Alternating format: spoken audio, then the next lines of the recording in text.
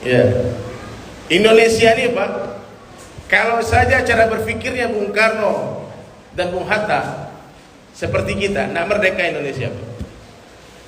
Karena waktu proklamasi dikumandangkan tanggal 17 Agustus 1945, itu Indonesia belum ada batas negara Pak.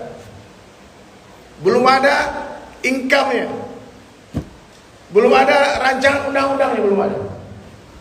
Tanggal 14 para pemuda menculik Bung Karno dan Bung Hatta dibawa ke Rengas Dengklok. Selama 3 hari 3 malam Bung Karno dan Bung Hatta diyakinkan sama anak-anak muda tadi, Tuan, kumandangkan proklamasi kemerdekaan. Kita tidak punya apa-apa, kita tidak punya ilmu, kita tidak punya pengalaman. Ini belum ada batas negara, di mana batasnya? Kita tidak punya media, cuma aja ada radio waktu itu. Ya, tapi waktu itu hadirin sekalian, di Jalan Pegangsaan Timur, Bung Karno dan Bung Hatta memproklamirkan kemerdekaan Indonesia. Satu dunia dengar. Dan hari ini Pak, bapak-bapak juga bisa memproklamirkan, ibu-ibu, saya adalah dai. Meskipun bekal kita belum cukup, ilmu kita belum cukup, tapi hari ini kita semua sudah bisa menjadi dai. Bagaimana cara prakteknya? Mulai hari ini, mulai malam ini, kita mulai mengajak orang kepada Allah.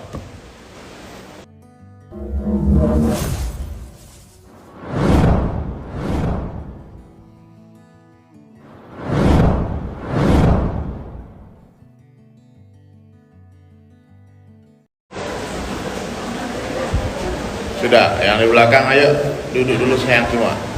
Nanti dulu bagi-bagi makanannya.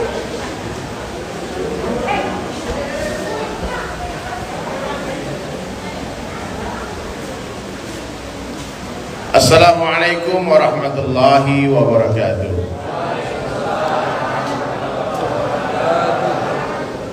Innal hamdalillah nahmaduhu wa nasta'inuhu wa nastaghfiruh wa nu'minu bihi wa natawakkalu alayhi wa na'udzu billahi min shururi anfusina wa min sayyiati a'malina may yahdihillahu fala mudilla lahu wa may yudlilhu fala hadiya lahu. Ashhadu an la ilaha illallah wahdahu la syarika lah wa ashhadu anna Muhammadan abduhu wa rasuluhu la nabiyya ba'da. Baik, sebelum saya mulai, saya lihat di luar ada yang nggak bisa masuk, bisa maju ke depan ke ayah anda, abang masuk dikit bang, masuk bang. Adik-adik kalian ke depan sayang, ayo deh, maju dulu bang, bisa maju dikit ke depan. Yang muda-muda jangan bersandar pak, yang tua-tua saja yang bersandar, ayo. Ayo mari maju, merapat sini nggak apa-apa dikit. Atur jarak, prokes. Dalam majelis ini harus duduknya harus rapi pak, jangan sampai ada yang bersandar apalagi tertidur. Ya. Ini datang jauh-jauh nih dari Jakarta, masa dilihat dari jauh saja. Maju dikit lagi bang, lebih dekat lebih bagus. Ayo bang, anak-anak muda, ayo maju ke depan, belum merapat, belum mulai nih bang. Gimana ilmu mau masuk pak kalau kita duduk bersandar sambil tertidur? Sampai selonjoran. Ayo pak maju pak, itu ibu-ibu di belakang itu, bapak-bapak jangan di belakang duduknya. Ayo bismillah, ayo pak, maju. Anak-anak muda kalian jangan di belakang. Sudah. Saya nggak lama-lama pak. Nanti kalau saya lihat ada satu orang yang tertidur, langsung wabillahi taufik wal hidayah. Karena saya juga ngantuk pak. Saya bilang sama Pak Abu Bakar tadi, Pak ini habis Isya ini lain kali jangan diterima lagi. Ada tawaran tausiah pada Isya. Karena pada Isya ini waktu istirahat biar kita bisa bangun tahajud, betul nggak? Nah, biasanya kalau udah mulai jam 8 nih, berakhirnya nanti bisa jam 11 pak. Kurang panjang. Kurang. Ya pak. Yang penting angkat kepala ya, semua angkat kepala, buka matanya. Angkat kepala, buka mata, tutup mulutnya. Sudah, ibu-ibu jangan ngobrol ya. Kalau ada dengar suara, saya pun akan berhenti. Kalau Allah Ta'ala fil Quranil Karim, a'udzu billahi minasyaitonir rajim, bismillahirrahmanirrahim. Wa man ahsanu qawlan mimman da'a ila Allah wa 'amila shalihan wa qala innani minal muslimin. Wa qala Nabi sallallahu alaihi wasallam, kullu ummati yadkhulunal jannah illa man aba. Seluruh umatku akan masuk surga, kata Nabi. Amin. Illa man aba, kecuali yang enggak mau. Coba saya pengen tahu Pak, di masjid ini ada enggak orang yang tidak mau masuk surga? Coba angkat tangan. Yang cita-citanya masuk neraka ada? Ada enggak? Coba angkat tangan. Enggak ada. Tapi Nabi katakan ada. Heran sahabat. Kalau yang pengen masuk surga juga coba angkat tangan coba. Yang pengen masuk surga. Yang enggak angkat tangan berarti dia tadi itu yang pengen. Angkatlah tangan sedikit Pak, ya Allah, biar semangat, biar enggak ngantuk. Semoga semua masuk surga, amin. Heran sahabat, lalu bertanya kepada Nabi sallallahu alaihi wasallam, "Qila wa ma ya'ba ya Rasulullah?"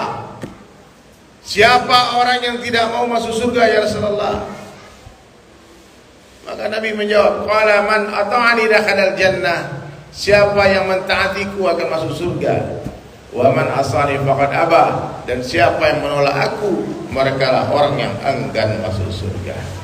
Semoga kita semua termasuk kepada hamba yang taat kepada umat Nabi sallallahu alaihi wasallam yang taat kepada Nabi. Amin.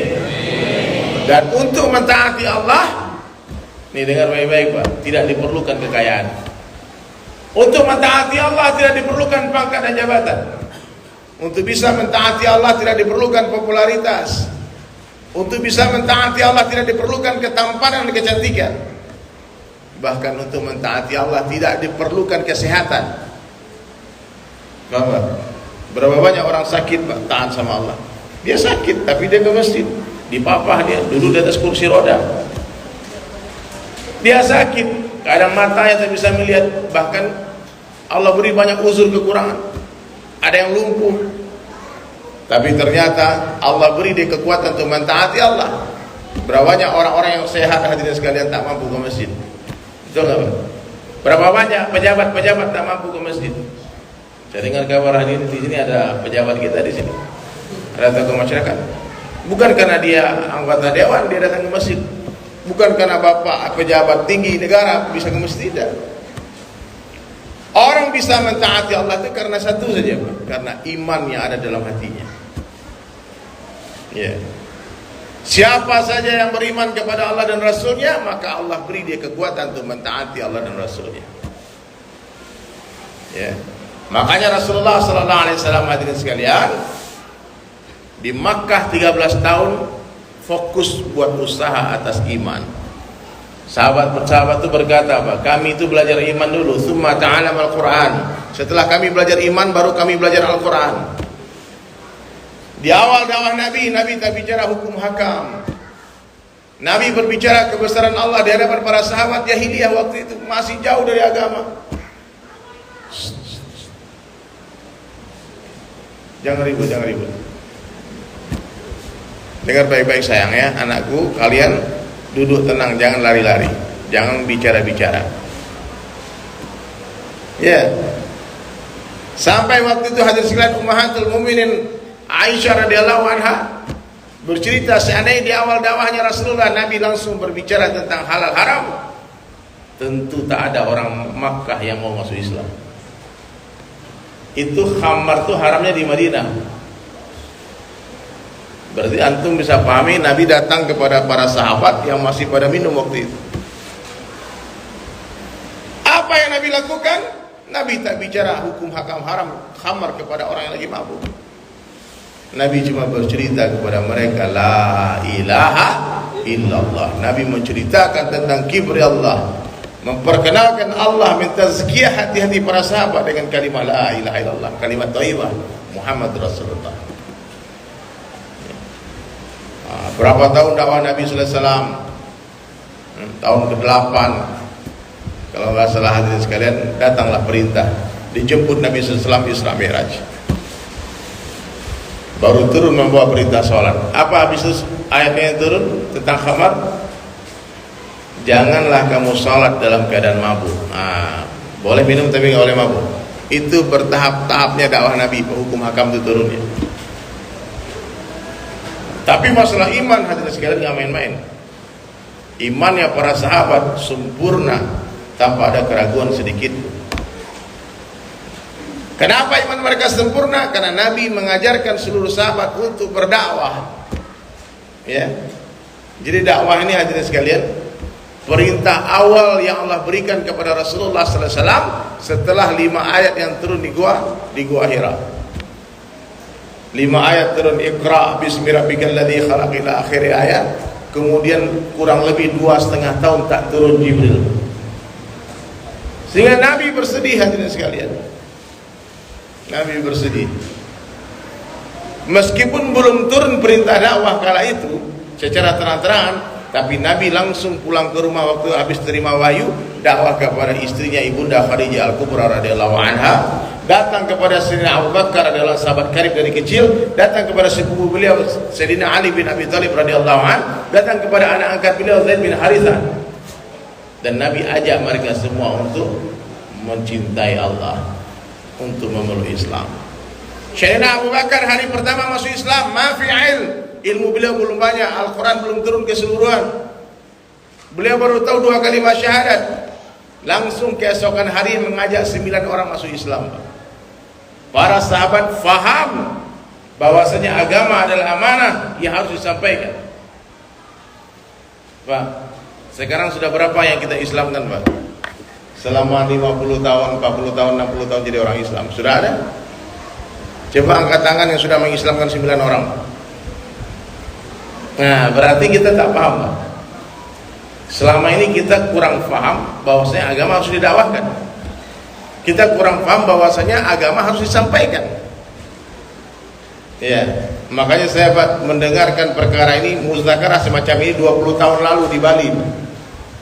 Waktu itu saya baru bertaubat dari dunia gelap gulita di Bali, Pak, jauh dari agama. Saya dulu seorang musisi metal, kemudian datang teman-teman tabligh menjemput saya ke dalam masjid, ke dalam diskotik, dibawa ke masjid. Bapak kalau mau tahu cerita detailnya buka di YouTube aja, kisah hijrah dari Sulaiman. Banyak, sering saya bercerita di banyak TV, di TV One, Metro TV, dari Kobuzer. Dia cerita bagaimana kisah hijrah. Nah, detail itu cerita, bisa cerita semua. Singkat cerita hadirin sekalian, sesampai di masjid itu kawan-kawan mengajarkan kepada saya, meyakinkan saya kalau kamu dai, Bapak dai, Bapak dai, Bapak dai, Bapak dai, Bapak dai, Bapak dai. Dan untuk memproklamirkan diri kita dai itu mudah, Pak. Tidak perlu kita harus berilmu dulu. Ya. Indonesia ini, Pak, kalau saja cara berpikirnya Bung Karno dan Bung Hatta seperti kita, tidak merdeka Indonesia, Pak. Karena waktu proklamasi dikumandangkan tanggal 17 Agustus 1945, itu Indonesia belum ada batas negara, belum ada income-nya, belum ada rancangan undang-undangnya, belum ada. Tanggal 14 para pemuda menculik Bung Karno dan Bung Hatta dibawa ke Rengas Dengklok. Selama 3 hari 3 malam Bung Karno dan Bung Hatta diyakinkan sama anak-anak muda tadi, Tuan, kumandangkan proklamasi kemerdekaan. Kita tidak punya apa-apa, kita tidak punya ilmu, kita tidak punya pengalaman. Ini belum ada batas negara, di mana batasnya? Kita tidak punya media, cuma aja ada radio waktu itu. Ya, tapi waktu itu hadirin sekalian di Jalan Pegangsaan Timur, Bung Karno dan Bung Hatta memproklamirkan kemerdekaan Indonesia. Satu dunia dengar. Dan hari ini, Pak, bapak-bapak juga bisa memproklamirkan, ibu-ibu, saya adalah dai. Meskipun bekal kita belum cukup, ilmu kita belum cukup, tapi hari ini kita semua sudah bisa menjadi dai. Bagaimana cara prakteknya? Mulai hari ini, mulai malam ini, kita mulai mengajak orang kepada Allah. Subuh-subuh, besok sholat subuh di masjid, dan jangan lupa ajak 1 orang. Nah, itulah dai. Kalau di masjid kita ini ada dai, maka nanti dari masjid ini akan memancar nur hidayah, akan memancar cahaya hidayah ke seluruh penjuru alam. Amin. Anak-anak kita akan jadi dai-dai besar. Anak bapak akan jadi penyebar agama di Afrika. Anak menantu bapak akan menyebarkan Islam di Amerika, di Eropa, di Rusia, di Cina, di Korea. Ada yang mau ke Korea nggak, anak muda-muda nih? nonton aja kan. Saya dulu nggak mungkin rasanya Pak, saya tak punya banyak ilmu agama, basicnya anak metal, tapi bagaimana caranya bisa berdakwah? Tapi waktu itu kawan-kawan tabligh meyakinkan dakwah itu mudah. Ad-dinu yusrun, ad-dinu yusrun, agama itu mudah. Ya. Dakwah itu mengajak, bukan mengajar. Ya. Dakwah itu apa? Mengajak. Bapak Ibu bisa ngomong ayo nggak? Coba semua yang keras, ayo. Kurang keras, ayo. Sekali lagi, ayo. Itu dakwah. Masa ngomong ayo harus mondok dulu 10 tahun. Jadi hari ini orang salah paham tentang dakwah nih Pak. Ketemu Bapak punya teman non muslim gak? Pernah gak Bapak aja dia, ayo kemana? Ucapkan asyhadu an la ilaha illallah. Pernah dibuat Pak? Nah. Kalau begitu saya pikir waktu itu 20 tahun lalu saya bisa jadi dai. Kalau memang dakwah itu mengajak, bukan mengajar. Kalau mengajar tentu perlu ilmu yang tinggi, perlu kepahaman yang mendalam tentang suatu ilmu. Tapi Nabi memudahkan pekerjaan ini hadirin sekalian. Nabi katakan baligh wa'ani walau ayat, sampaikanlah oleh kalian walaupun 1 ayat saja. 1 ayat sampaikan. Al-Fatihah itu berapa ayat Pak? 7 ayat. Al-Ikhlas berapa ayat? 4 ayat. Hafal nggak Al-Ikhlas? Qul huwallahu ahad. Pernah nggak Bapak Ibu sampaikan kepada teman Ibu yang Tuhannya banyak, kalau Allah itu satu saja? Pernah? Sedakwahkan qul huwallahu ahad itu enggak karu-karuan banyak orang masuk Islam. Asbab 1 surat itu saja. Saya pernah ketemu satu orang yang dia betul-betul Islamofobia, takut dengan Islam. Ya. Dia ketemu saya, Pak, saya sering ceritain ini. Kawan itu ketemu saya di Seminyak di Bali. Dia lagi syuting, orang Norwegia. Jadi dia syuting di satu villa di Bali. Kemudian pemilik villa itu kawan saya, sutradaranya pun kawan saya. Terus dia bilang, "Der, ini ada orang lagi syuting video klip dari Norwegia, dari Eropa, artis-artis di sana, model-model. Kamu datanglah ke sini." Saya berpakaian kayak gini udah sejak tahun 2000, pakai sorban, pakai jenggot, pakai rompi. Nah, pokoknya gayanya Taliban habis, Pak. Sekarang lagi masuk istana tuh, Afghanistan Taliban tuh. Lagi populer lagi pakai kayak gini. Jadi pas saya datang di villa tadi hadirin sekalian, saya masuk. Tiba-tiba hadirin sekalian, itu bule-bule berdiri di pinggir kolam renang, ada satu orang. Dia melihat saya, langsung loncat ke kolam renang. Dia pikir teroris datang. Dia pikir Taliban datang.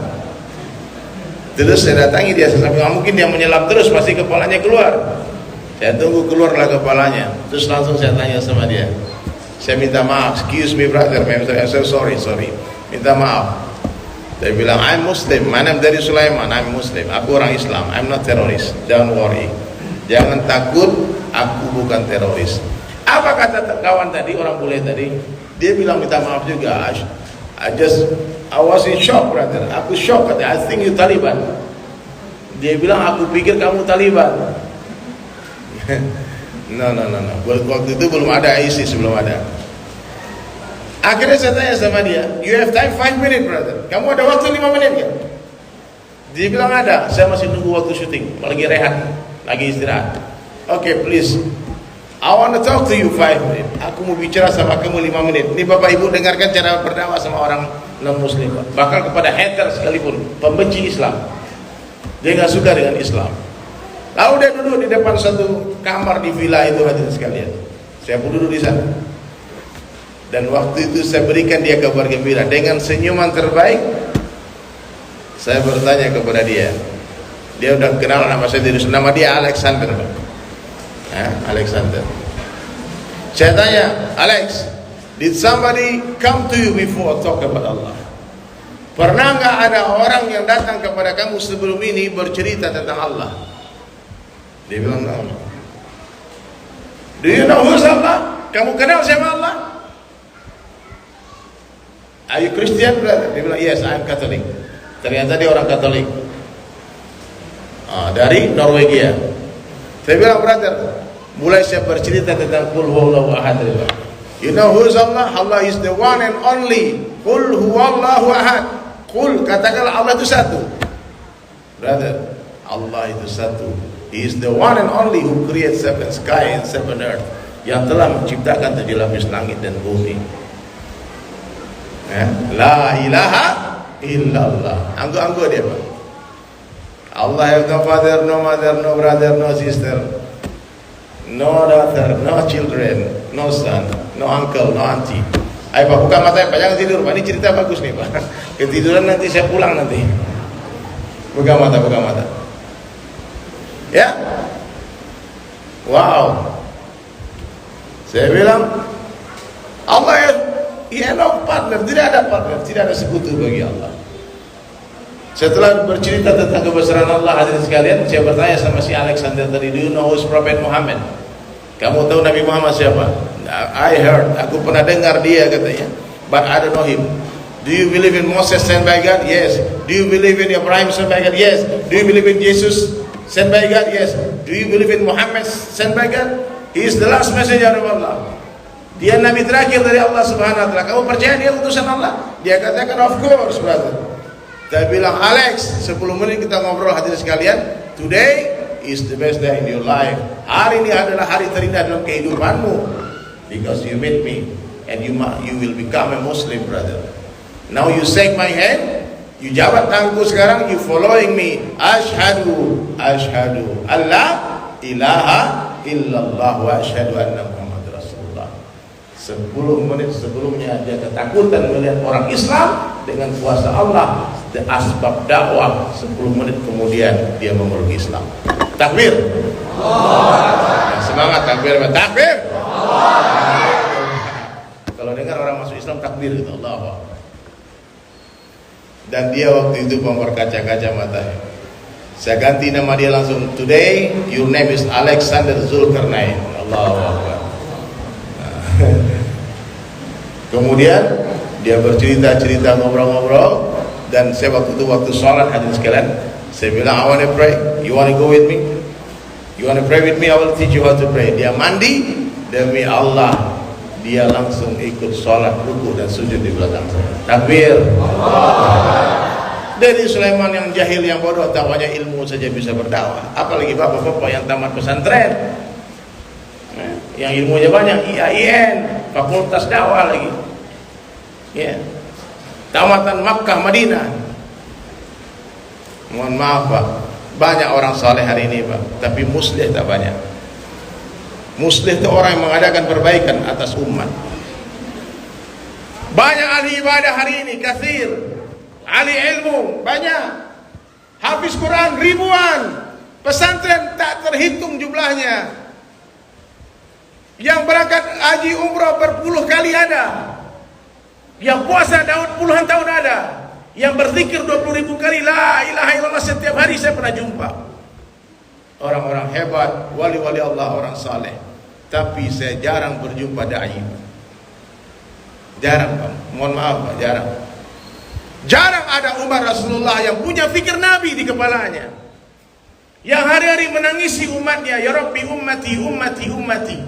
Selama hidupnya Rasulullah, Nabi mengirimkan sahabatnya berkeliling dunia. Ada yang dikirim dalam jarak yang jauh, ada dalam jarak yang dekat, ada dengan jumlah yang banyak, ada dengan jumlah yang sedikit, ada dalam waktu yang lama, ada dalam waktu yang singkat. Imam Malik rahmatullahi alaihi menghitung dari 124.000 orang sahabat Nabi yang meninggal di Jazirah Arab hanya 10.000 orang saja. 114.000 orang kuburannya tersebar ke seluruh dunia. Sampai hari ini di Palembang ada orang Islam. Siapa yang bawa Islam ke Palembang? Burung kah? Ombak? Apa aliran Sungai Musi yang bawa agama? Bukan. Yang membawa agama ke sini adalah wali-wali Allah. Yang membawa agama ke sini adalah para sahabat. Banyak kuburan-kuburan panjang bersebaran di sepanjang Pulau Sumatera. Kuburan siapa itu?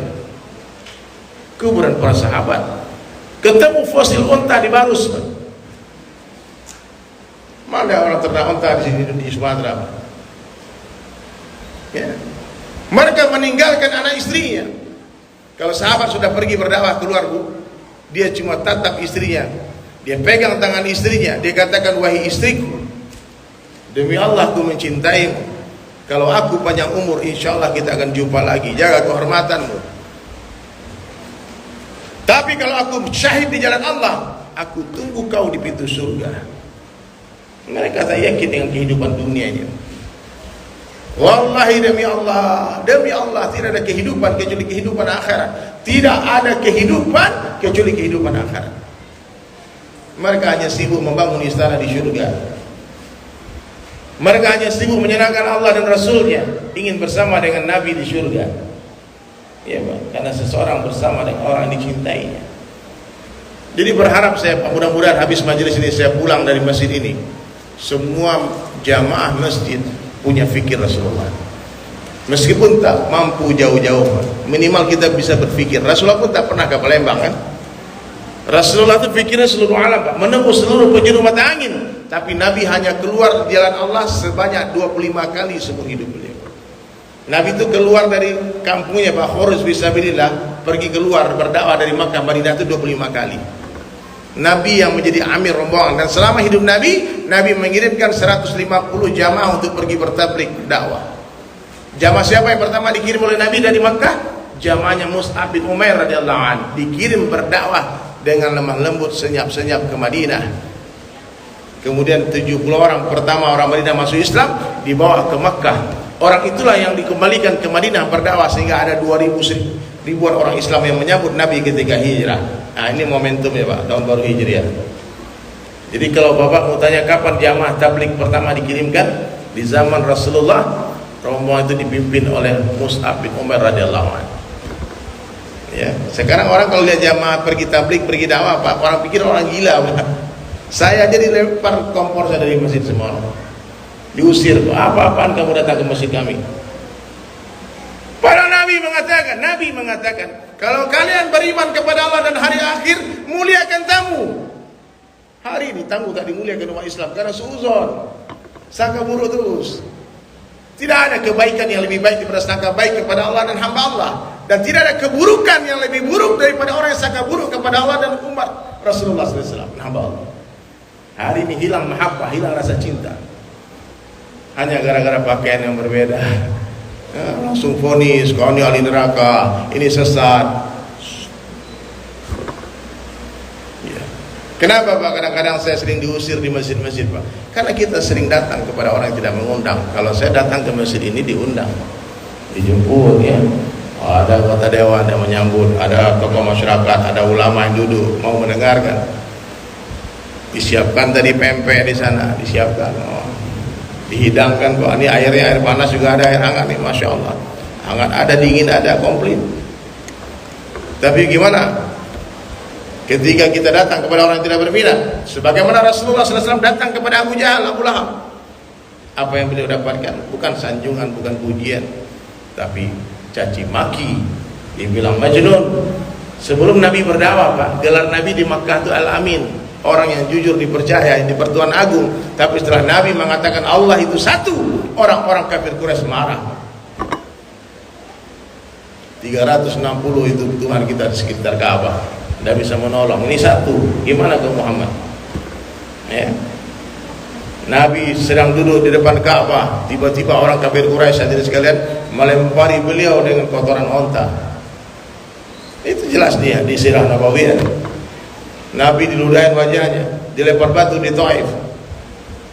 Saya pernah bercerita ini, Pak, kepada seorang Habib yang sangat terkenal. Waktu itu di Bali, Habib tadi diundang oleh satu komunitas di Bali, datang dari Jawa ke Bali, dijemput, Pak. Ketemu sama saya di satu masjid. Karena saya bersorban, Habib tadi datang sampai saya, dikatakan, anta jemaah. Dia pikir saya Habib juga, Pak.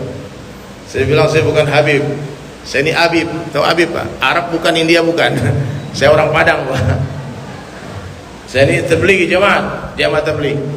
Ya, jamaah sholat, jamaah umroh, jamaah haji, gak ada masalah itu, Pak.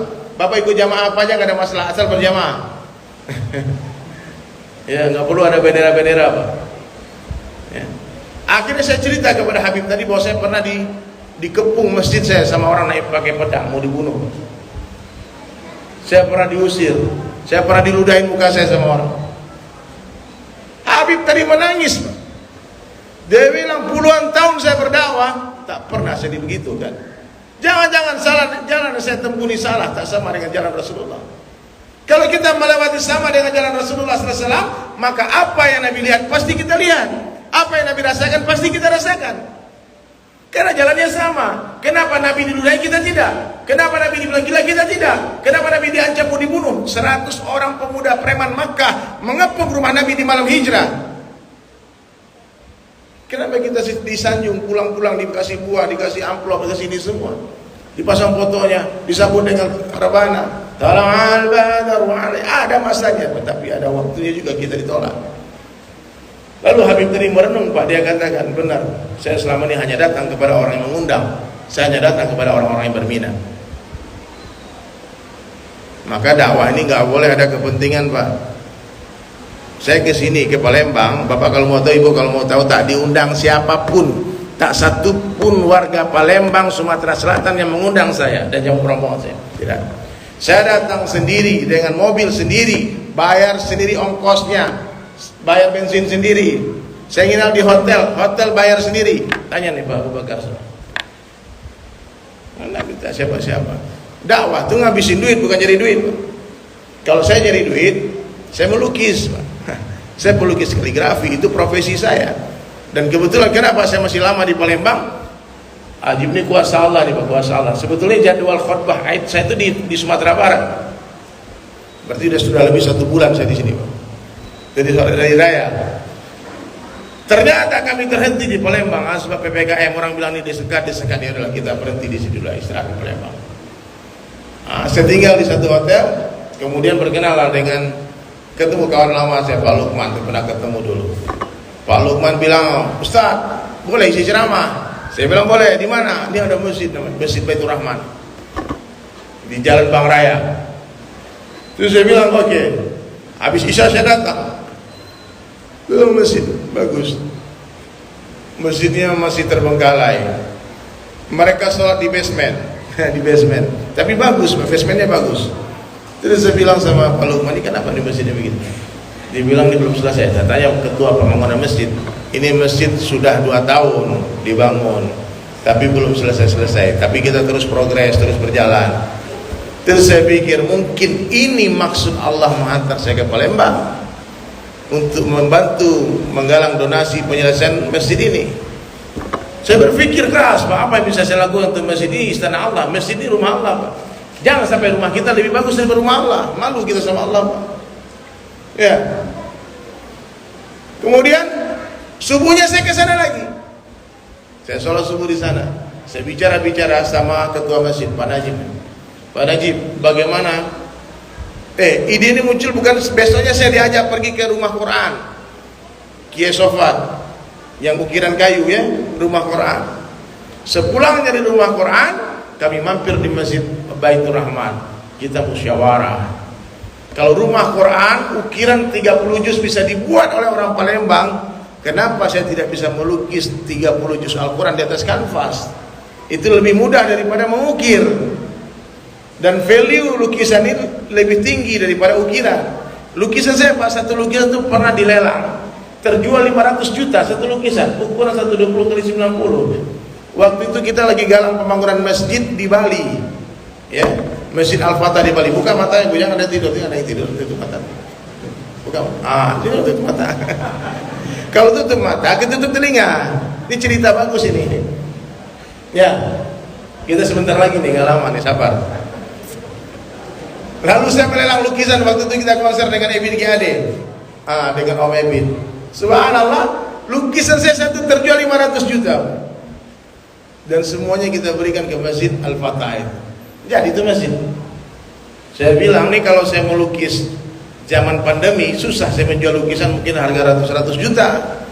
Tapi lukisan saya mungkin 10 juta orang mau beli. Apalagi mau didonasikan langsung ke masjid. Kita akan bikin masjid ini masjid Quran, Baitul Quran, galeri Quran. Jadi di masjid ini akan ada 30 juz kaligrafi Al-Quran nanti. Dan ini akan menjadi salah satu masjid terindah mungkin di Sumatera Selatan, kalau bisa di Indonesia. Saya bilang, kata Pak Najib bagus juga idenya nih. Iya. Al-Quran ada 604 halaman. Waktu itu saya tanya, berapa perlu lagi uang pembangunan Masjid Baitur Rahman? dia katakan 6M lagi kurang lebih, perlu 6M lagi. Kalau 6M 10 juta kali 600 berarti 6 miliar. Insya Allah dalam bulan ini kita kumpulkan duit 6 miliar untuk Masjid Baitur Rahman. Amin. Iya. Siapa tahu dari masjid ini ada 10 orang angkat tangan, saya donasi 10 juta 10 orang, 100 juta. Ya. Ini wajah orang berduit semua. Beda Pak, wajah orang gak punya duit dengan berduit beda Pak. Senyumannya beda, tatapannya beda. Ini wajah orang punya banyak duit. Ya. Mudah-mudahan benar punya duit semua ya. Nah, bantu rumah Allah itu. Nah, maka nanti saya insya Allah akan melukis 604 halaman 30 juz Al-Quran untuk Masjid Baitur Rahman. Makanya saya masih di sini sekarang. Ya. Mudah-mudahan Bapak ikut ambil bagian. Donasi 10 juta nanti namanya akan dituliskan di sana. Di bawah ini donasi keluarga ini, donasi Pak Abdurrahman, dan orang yang pertama menerima usulan ini namanya Dr. Abu Bakar. Ada orang di sini. Dia kata, kalau begitu saya halaman pertama Al-Fatihah. Langsung dia keluarkan duit dari tasnya 10 juta. Hari ini sudah ada tadi berapa orang? 40 orang ya. 40 orang yang berdonasi, 42 orang. Nah, mudah-mudahan pulang dari masjid ini ada 50 orang. Amin. Nah, para orang di sini minimal insyaallah Pak Dewan ya. Bukan buat saya, Pak, buat masjid. Insyaallah ya, kita support. Meskipun Bapak nggak punya duit nih, Bapak pengen bantu juga, telepon ke teman-teman yang punya duit. Teman kita bantu, kita dapat pahalanya 100%. Ini hebatnya Islam, Pak. Dakwah itu hebatnya begitu, royaltinya 100%. Kita suruh orang berzikir. Coba semua, Bapak Ibu coba ucapkan subhanallah. Coba. Bapak Ibu dapat 1 pohon di surga. Saya dapat berapa? Kalau ada 500 orang yang hadir, saya dapat 500 pohon di surga. Maka hebat dai itu. Coba sekali lagi dong, subhanallah. Bapak Ibu dapat berapa? Dapat 2 baru kan? Dari Sulaiman dapat berapa? 1000 sudah. Nanti di rumah masing-masing 1000 ya. Bapak 1000 ya. Dia 1000 Pak, saya dapat juga. Nanti tahajud jangan lupa. Tahajud orang, dia capek bangun malam, kita dapat pahalanya. Kita sakit, nggak mampu pergi haji, suruh teman berhaji. Dia pergi haji, kita dapat pahala haji. Kita nggak mampu bangun masjid, suruh orang bangun masjid. Dia bangun masjid, kita dapat bangun masjid, pahala bangun masjid. Apalagi kalau kita ajak orang masuk Islam, 100% seluruh amal kebaikan dia di dalam Islam, Allah akan alirkan ke buku catatan amal kita. Takbir. Itu hebatnya da'i, Pak. Da'i itu hebat, Pak. Minimal Pak ada 1 orang yang bersyahadat di tangan kita sebelum mati. Amin. Dan Nabi katakan, 1 orang yang dapat hidayah asbab kamu, orang masuk Islam gara-gara kamu, itu lebih baik daripada seluruh benda yang disinari matahari. Itu lebih baik daripada dunia beserta isinya. Itu lebih baik daripada unta merah 1 lapangan. Oh iya, unta merah itu Ferrari zaman sekarang. Zaman kendaraan terhebat di zaman Rasulullah SAW. Insyaallah Pak ya. Nah, makanya DSAS dari Sulaiman dan sahabat masih terpending di Palembang. Saya pikir saya kalau sudah 1 bulan di hotel nih, habis juga tabungan lama-lama. Maka alhamdulillah saya tanya Pak Abu Bakar, Pak Lukman, di mana ada rumah disewakan? Dan kami Pak alhamdulillah sudah sewa 1 rumah, tapi belum ditempati, masih diperbaiki rumahnya di kira-kira 300 meter dari Bank Masjid Baitur Rahman itu. Nah, mungkin dalam 1 tahun ini Bapak akan sering mendengar kabar saya di Palembang. Jangan kapok ngundang ya, nanti diundang lagi ya. Nah, kalau udah selesai PPKM kita konser depan masjid ini. Nah, tapi kalau konser memang ada angka-angkanya Pak. Konser lumayan, itu profesi, harus profesional. Dakwah bukan profesi. Ingat Pak, dakwah tak boleh minta upah, tak boleh masalah tarif. Tapi kalau profesi ngundang artis, Bapak harus bayar jelas akad ya, MOU-nya. Sebelum terbang dari Jakarta transfer 50%, sebelum naik panggung lunasi. Kalau tak lunas tak jadi nyanyi. Itu profesi artis, bayarannya dunia.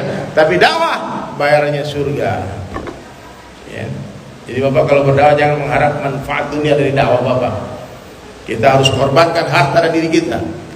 Kita mau belajar membeli agama Allah, bukan menjual agama Allah. Ya. Jadi Bapak jangan salah paham, dari Sulaiman ke Palembang ini jangan-jangan ngamen ya, bukan. Bukan Pak. Ini dalam misi dakwah. Ya, misi dakwah, tapi dakwahnya agak berbeda. Kalau biasa saya berkeliling dengan jamaah, saya nggak bawa handphone. Nah, datang dari masjid ke masjid. Tapi hari ini kan ada urusan muamalah, ada urusan bisnis juga sedikit, maka saya masih terhenti di Palembang ini. Mudah-mudahan jadi asbab hidayah bagi orang Palembang. Amin. Jadi hadirin sekalian, rumah Quran ini akan menjadi, Baitul Quran ini akan menjadi tempat pertama. Dan saya sudah googling Pak, belum ada pelukis yang pernah melukis Al-Quran penuh di atas kanvas. Ini baru pertama juga Pak. Mudah-mudahan Bapak Ibu ikut ambil bagian, amin. Nanti lihat di Instagram saya. Kalau yang punya Instagram ya anak-anak muda, silakan kalian kepoin. Saya upload di sana, rekening Bank Baitur Rahman ada di sana. Silakan donasikan. Ya, donasikan semampunya, mau 10.000, 100.000 silakan. Tapi yang berdonasi 10 juta akan diabadikan namanya sebagai sejarah. Mungkin hari ini lukisan itu tak begitu bernilai hadirin sekalian, tapi suatu hari Dede Sulaiman pasti akan mati. Ya. Kalau pelukis sudah mati, Pak, siap-siap koleksi Bapak akan menjadi barang yang berharga, ya, barang yang berharga. Ya. Jadi jangan diremehkan karya seni, ya, jangan diremehkan karya seni. Umur kita singkat, tapi karya abadi sampai hari kiamat, insya Allah. Jadi hadirin dirahmati Allah Subhanahu Wa Taala, kalau saja lukisan saya dalam semasa hidup saya 7 tahun lalu pernah terjual 500 juta, ada kemungkinan 600 lukisan ini bisa terjual 500 juta juga. Satu hari orang Baitur Rahman mungkin punya fikir ini akan lelang lukisan-lukisan ini. Kemudian satu lukisan terjual 500 juta, maka akan terbuat 600 musala, masjid musala mungkin. Hari ini bapak-bapak, ibu-ibu kalau tahu Pak, datang ke pedalaman-pedalaman. Saya posting hari ini di pedalaman Namlea, saya pernah mengirimkan jamaah ke sana. Mengirimkan rombongan dari teman-teman DSAS, kita kirimkan satu unit mobil dakwah, mobil Triton untuk masuk ke pedalaman. Ada puluhan kampung mu'alaf, ada ribuan orang yang sudah masuk Islam di sana, Pak. Tapi masih banyak kampung-kampung yang tak ada musolanya, tak ada masjidnya. Iya, satu kampung tak ada musolanya, Pak. Saya nggak tahu nih, mohon maaf nih, Pak anggota dewan ya. Mudah-mudahan jangan sampai ada di Sumatera Selatan, di Palembang ini ada kampung-kampung yang tak terjamah dakwah. Ya, kalau di Maluku mungkin karena minoritas Islam, Pak ya. Mungkin pejabat pemerintahan mereka itu lebih fokus ke agama yang lain. Maka tanggung jawab kita membantu itu. Maka saya pikirkan tadi kan itu kita harus bikin musalah lagi satu di Namlea itu. Saya kasih tahu Ustaz Mujahid yang ada di sana, mana rekeningmu aku upload di Instagram. Alhamdulillah hari ini terkumpul dana dan mulai membeli semen, membeli pondasi, dan musalah itu akan dibangun dalam waktu secepat-cepatnya. Amin. Tidak banyak, itu paling 200-300 juta. Selesai itu Pak, 2 hari 3 hari donasi terkumpul duit sebanyak itu insya Allah. Jadi Bapak Ibu yang dirahmati Allah Subhanahu Wa Taala, buat apa yang bisa kita buat, yang tak bisa kita buat istighfar. Amalkan agama semampunya, bukan semaunya. Hidupkan sunnah Rasulullah semampunya, bukan semaunya. Tak mampu sholat di masjid, sholat di rumah. Jangan kita main-main sama Allah. Dipanggil sama Allah, kita pura-pura tuli, kita pura dengar. Kata Abu Hurairah radhiyallahu an, apabila ada seorang laki-laki yang mendengar panggilan azan dan dia tidak memenuhi panggilan itu, lebih baik dituangkan timah yang mendidih ke telinganya. Bapak tahu ancaman orang yang meninggalkan sholat di masjid? Berat Pak kalau disampaikan, Pak, menangis kita semua. Saya dulu masih gondrong-gondrong metal, Pak, teman saya terus ajak ke masjid. Satu hari saya datang, saya nguping, tiba-tiba ada jamaah yang lagi ta'lim. Dia baca hadis tentang ancaman sholat, orang meninggalkan sholat berjamaah. Kata Nabi, sungguh aku ingin kumpulkan pemuda-pemuda dan kuperintah mereka mengumpulkan beberapa ikat kayu bakar untukku, kata Nabi. Dan aku akan datangi rumah laki-laki yang sholat fardu di rumah-rumah mereka, dan aku akan bakar rumah mereka. Ini hadis Muslim, Bang Amin main, Pak, hadis sahih ini. Nabi mengancam akan membakar rumah laki-laki yang sholat 5 waktu di dalamnya. Apa gak pernah disampaikan sama guru-guru kita, Pak? Kenapa masjid kosong? Kenapa gak ada orang di masjid? Ramai cuma ada pengajian. Pas pengajian ramai. Sampai jam 10, jam 9. Pas subuh tinggal satu saf saja. Ya, itu di tempat lain, Pak. Di tempat lain begitu.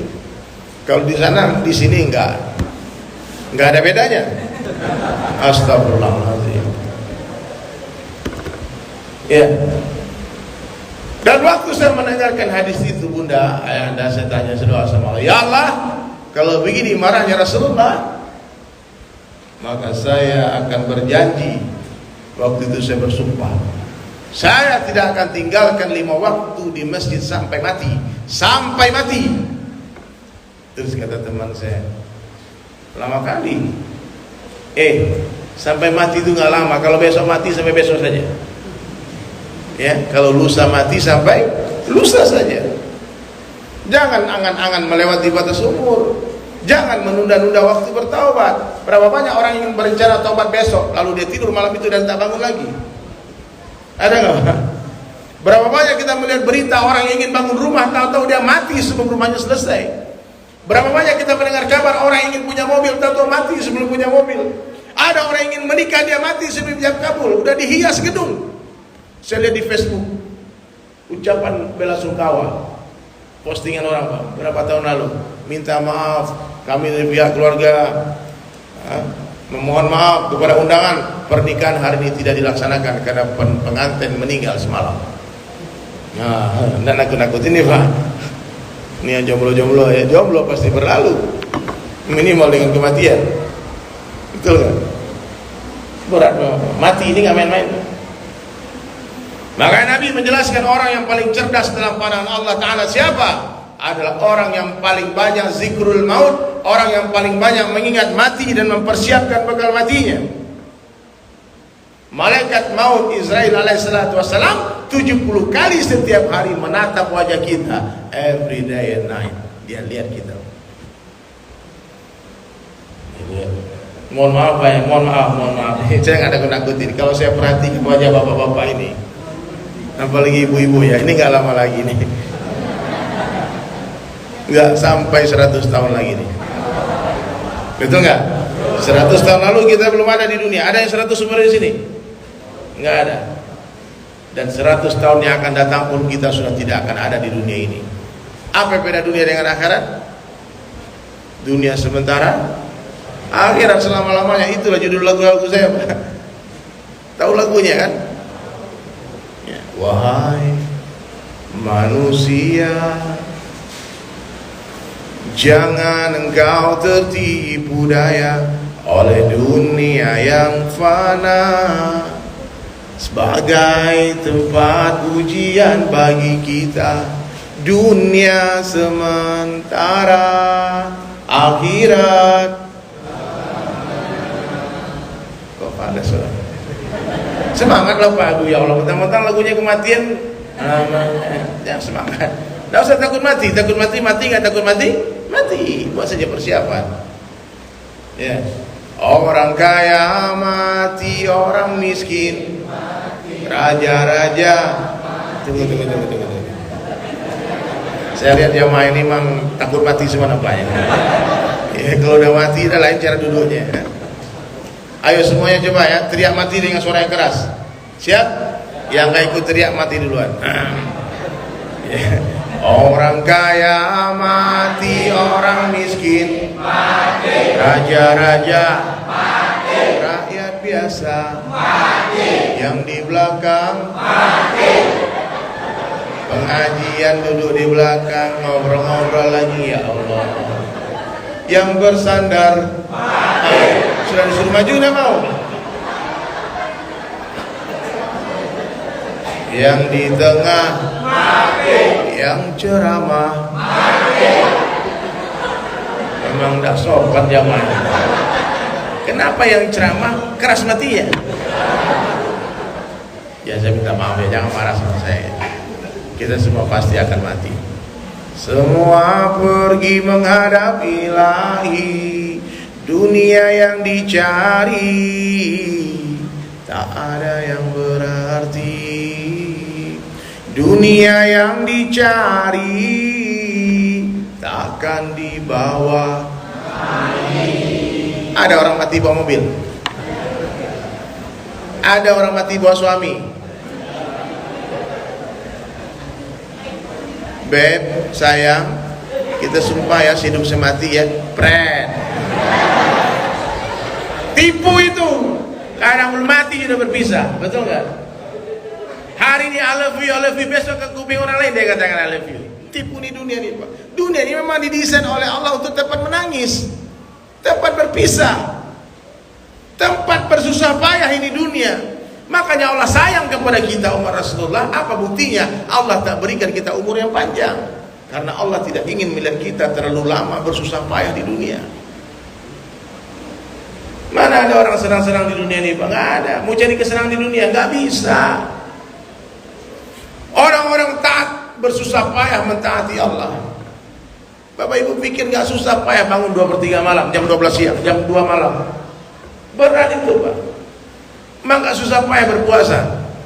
Orang makan kita nggak makan. Orang minum es kelapa muda kita tahan dahaga. Berat ini, Pak. Ada sekelompok orang bersusah payah menuju surga, ada sekelompok orang bersusah payah menuju neraka. Ada orang yang menangis untuk surga, ada orang yang menangis untuk neraka. Jangan dipikir Firaun tidak susah payah. Firaun berkorban juga, Pak. Dia ketakutan juga, nggak tidur juga dia. Akhirnya dimenangkan, dilaknat oleh Allah, dimenangkan di Laut Merah. Tapi seluruh pengorbanan Firaun membuat dia dilaknat. Meskipun dia sampai mati menjadi raja, tapi dia hina. Allah mampu memuliakan orang biasa tanpa jadikan dia raja. Allah pun berkuasa menghinakan raja-raja tanpa mengambil kerajaannya. La ilaha illallah. Ada di kampung kita nih ibu-ibu punya anak namanya Firaun. Cakep kali anakku, siapa nak? Firaun. Tidak ada.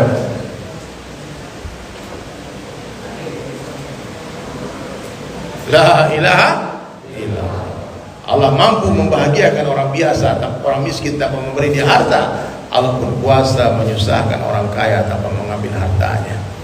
Everything in the hand of Allah. Semua berada dalam genggaman Allah. Apa saja yang Allah kehendaki terjadi pasti akan terjadi. Apa saja yang Allah kehendaki tidak terjadi, tidak akan terjadi. Jodoh, rezeki, kematian telah Allah tuliskan sebelum kita diciptakan. Tidak akan mati satu orang manusia sebelum Allah sempurnakan seluruh rezekinya. Jodoh pun tidak akan tertukar, hadirin sekalian, seperti sandal jepit. Ada waktu-waktunya. Orang berjodoh sekian hari, sekian bulan, sekian tahun, berakhir jodohnya, kemudian dia berganti jodoh dengan orang lain. Biasa saja. Jangan terlalu heran dengan dunia ini. Dunia ini fata morgana. Yang mengatur bukan kita, Allah. Coba bayangkan bapak dulu sebelum menikahi istri, ibu, berapa puluh orang saingan, Pak? Ya. Kenapa Allah kaitkan hati istri kepada kita? Siapa menggerakkan itu? Allah. 50.000 tahun sebelum diperkenalkannya langit kepada samudra, Allah telah menuliskan nama jodoh kita di belakang samping nama kita. Takkan tertukar. Sekuat apapun kita mengejar, kalau Allah katakan pergi, dia pasti akan pergi. Dia lari. Sekuat apapun kita menolak, kalau Allah katakan datang, dia pasti akan datang. Maka sama dunia ini biasa-biasa saja. Apa tanda-tanda orang beriman, hadirin sekalian? Datangnya dunia tak menggembirakan hatinya, hilangnya dunia tak menyedihkan hatinya. Biasa saja. Kegembiraan orang beriman dengan datangnya amal, dan kesedihan hati orang beriman dengan hilangnya amal. Datang ke masjid, tahu-tahu orang sudah sholat, tertinggal takbiratul ula, jadi masbuk, berurai air mata, menangis sedih karena kehilangan takbiratul ula. Datang ke masjid waktu subuh, sudah iqamah orang, tinggal 2 rakaat sebelum subuh, yang Nabi berjanji ra'atan fajri khairan minad dunya wa ma fiha. 2 rakaat salat sunnah sebelum salat subuh itu lebih baik daripada dunia beserta isinya. Kita kehilangan tas beserta isinya, menangis. Masa kehilangan 2 rakaat sebelum subuh biasa-biasa saja? Karena benar-benar selama ini kita tak yakin dengan cara Nabi, kita tak yakin dengan perkataan Nabi. Tapi kalau perkataan orang kafir dipercaya. Betul nggak, Pak? Jangan terlalu serius, Pak. Ya. Orang kafir perintah, satu dunia taat. Sampai berani-berani mereka mengatur tata cara sholat orang Islam. Nabi katakan sholat kamu, ini cara sholat Nabi. Istaqimu wa'tadilu. Nabi ajarkan sudah para. Kata orang kafir, kau sholat seperti senam pagi. Satu dunia taat, Pak. Sampai Makkah, Madinah umat mentaati. Jadi kalau Bapak ingin tahu keadaan iman umat Islam, lihatlah keadaan pandemi ini. Ada sekelompok orang, sebagian orang semakin dekat dengan Allah, ada sebagian orang semakin jauh dari Allah. Iya. Banyak ibu-ibu, maaf, diperintah sama WHO Satu dunia suruh pakai masker, Pak. Sekarang suruh double maskernya, pakai satu masker kena tilang, harus dua masker. Taat ya? Taat. Berapa banyak mak-mak kita lihat di mall itu, Pak, dia pakai masker, jilbab tadi dia pakai. Sama Satpol PP dia takut, sama Allah nggak takut. Ini keadaan umat hari ini. Ini perkataan Nabi, kita tak percaya. Nabi bersumpah, demi Allah, kata Nabi, tidak ada kehidupan kecuali kehidupan akhirat. Kita malah sibuk membangun dunia. Dunia bukan tempat tinggal ayahanda, Pak, Bang, Kak. Dunia bukan tempat tinggal, dunia adalah tempat meninggal. Dunia adalah tempat yang akan kita tinggalkan. Sekarang kita di atas tanah, tak lama lagi tanah di atas kita. Sekarang dunia nyata, akhirat cerita. Setelah mati, akhirat nyata, dunia tinggal cerita. Apa? Harta yang kita kumpulkan, pangkat yang kita banggakan, sebentar lagi tinggal cerita. Kita tak penting di dunia ini, Bunda. Menangis orang ketika di hari kematian kita, berapa lama mereka menangis? Berapa hari mereka? Tidak ada orang menangis berhari-hari, paling beberapa jam saja, beberapa menit saja dia menangis. Habis itu masih terbaring jasad di tengah-tengah rumah. Datang teman SMA-nya, oh saya kawanku, lama kita nggak ketemu, ketawa-ketawa dia, Pak. Mayat belum dikubur, Pak. Ya, ya kalau anaknya diwariskan agama, dikenalkan dengan Allah dan Rasulnya, akan jadi anak yang soleh, mendoakan dia. Berapa banyak orang yang meninggal dunia dia dikubur, itu tape recorder, handphone yang diputar di batu nisannya, suruh ngaji handphone. Anak tak pandai mengaji. Meninggalkan harta yang banyak, belum kering kuburan, anak sudah tumpah darah, sudah berantem berkelahi di pengadilan, berebut harta warisan. Itu yang ibu mau, bapak mau. Pada akhirnya kita akan nafsi-nafsi, kita akan sadar ketika masuk kubur, ternyata kita tak penting di dunia ini. Ternyata semua orang mengatakan cinta-cinta kepada kita, tak setia menemani kita di kubur. Hanya Allah satu-satunya yang tetap ada di saat semua tiada. Maka sungguh malam hadirin sekalian, orang yang ketika hidup di dunia tak memperhatikan amal solehnya. Duit kalau di kantong namanya mal, dikasih orang namanya amal. Duit kalau di rekening namanya mal, ditransfer ke masjid namanya amal. Itulah hakikat rezeki yang sesungguhnya. Jangan tertipu daya. Bapak Ibu sekalian, sekarang coba perhatikan, mana yang lebih banyak habis harta kita untuk membangun dunia atau membangun akhirat? Kira-kira mana yang lebih bagus, rumah kita di dunia apa rumah kita di surga? Sudah ada kita bangun masjid selama ini. Orang kaya bukan orang yang rumahnya mewah, bukan orang yang mobilnya banyak, bukan yang masih berkilo-kilo, bukan itu orang kaya. Orang kaya itu adalah orang yang sudah banyak bangun masjid, orang yang telah bangun pesantren, bantu anak yatim sekolah, berangkatkan orang haji dan umrah, itu orang kaya. Nah, sekarang apa yang sudah kita lakukan? Kita takut miskin, padahal Nabi telah berjanji tidak akan mati satu orang manusia sebelum Allah sempurnakan seluruh rezekinya. Orang yang telah ditakdirkan memakan 10.000 liter beras, berapa? 10.000 liter beras, lalu dia naik pesawat, ya, dia sudah makan 9.999, kurang berapa, Pak? Kurang 1 liter.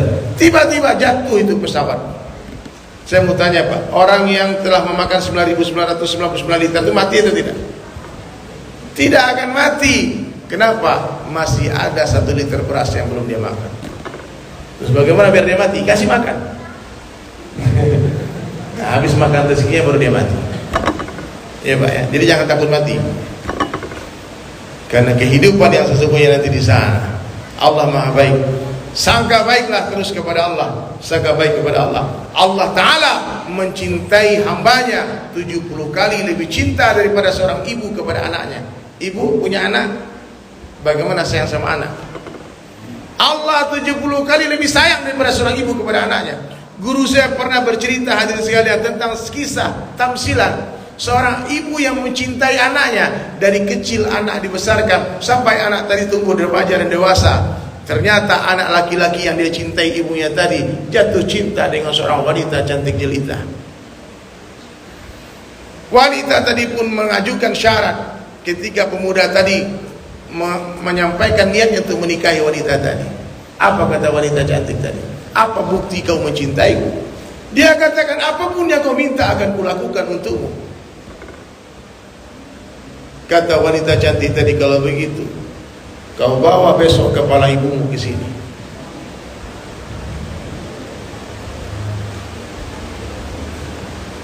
Gimana Pak? Orang kalau jatuh cinta gila Pak, Majnun. Waduh, gimana nih kalau nggak dibawa? Tidak terima kita nanti. Akhirnya ini kerasukan setan sudah anak ini Pak. Malam-malam dia bunuh ibunya, dia penggal kepala ibunya, dimasukkan ke dalam karung, dia bawa berlari ke tempat wanita pujaan hatinya. Dia berlari di jalan, dia tersandung, kepala ibunya menggelinding. Kemudian diambil kepala ibu, tiba-tiba ibunya bicara, hati-hati nak. Begitu cintanya seorang ibu kepada anaknya, dan Allah 70 kali lebih cinta daripada ibu kepada anaknya. Maka tolong jangan kurang ajar sama Allah. Kalau Allah panggil Allahu Akbar, tinggalkan seluruh makhluk, berangkat ke masjid, tinggalkan rezeki, penuhi panggilan Zat yang Maha memberi rezeki.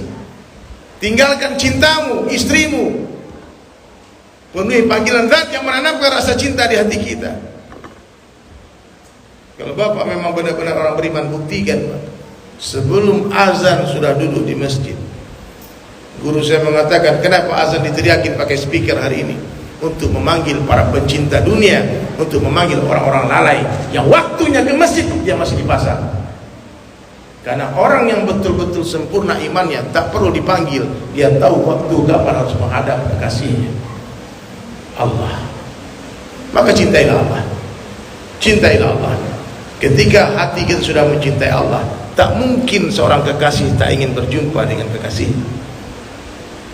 Tapi orang yang mencintai dunia, kematiannya sangat menyakitkan, karena berpisah dengan sesuatu yang dicintai sangat memilukan. Dan kita pasti akan berpisah dengan dunia. Dunia sementara, akhirat selama-lamanya. Baik, mungkin itu dari saya, hadirin sekalian dirahmati Allah Ta'ala. Bapak Ibu kalau masih pengen dengar cerita-cerita, obrolan-obrolan sederhana dari saya, silakan, ada di YouTube, ada di Instagram. Semua sosial media saya manfaatkan untuk mengajak orang kepada Allah.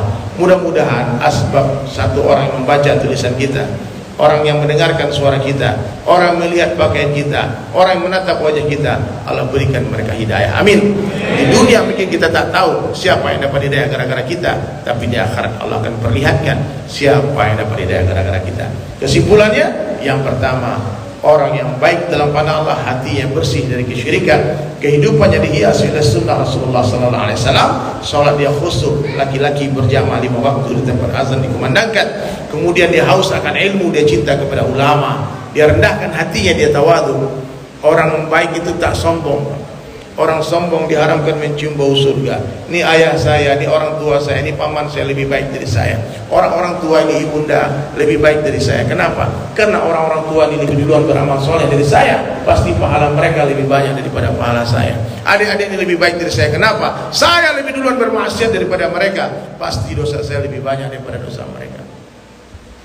Coba ikuti kalimat ini Pak. Ini hadiah dari saya nih Pak. Bapak nggak temukan kalimat yang redaksi ini di kitab kita. Ya, coba ikuti ya. Sebaik-baik saya, lebih baik orang lain. Seburuk-buruk orang lain, lebih buruk saya. Nah, coba diulangi coba.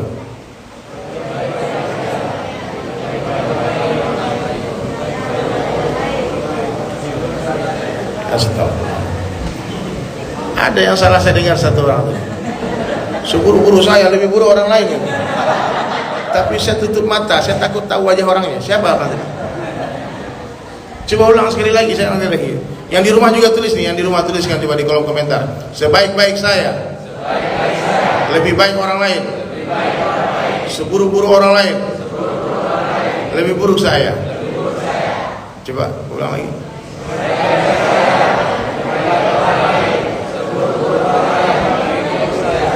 Alhamdulillah. Letakkan diri di bawah rumput, jangan sombong.